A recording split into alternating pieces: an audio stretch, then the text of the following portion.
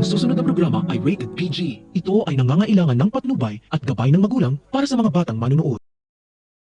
Hindi lubos akalain ni Bane na lalambot ang puso niya dahil sa kabutihang ipinapakita sa kanya ni Princess kahit naging masama ang pakikitungo niya noon sa dalaga. Hindi nagdalawang isip si Bane na itaya ang buhay niya para mailigtas lang si Princess at Charlene laban sa isang inmate na sinuhulan ni Divina kaya siya ang nasaksak. Mabuti na lang at hindi malalim ang pagsaksak kay Bane kaya nakaligtas siya. Sa kasamaang palad, mas lalo siyang tatagal sa city jail dahil sa ginawa niya sa inmate. Gumuho ang mundo ni Bane nang malaman niyang malabo na makalaya siya dahil ang tanging hiling lang niya sana ay makita ang anak niya na inilayo sa kanya ng asawa niya.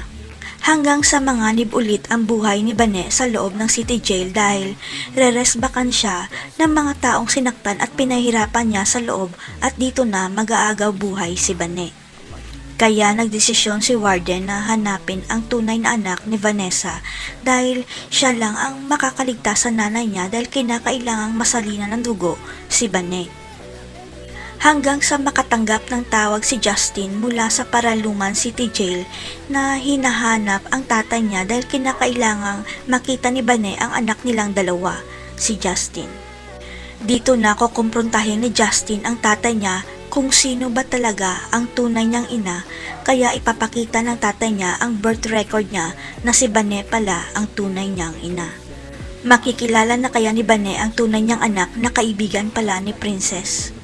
Mapapawalang sala na kaya si Princess dahil sa tulong ni Justin? Abangan.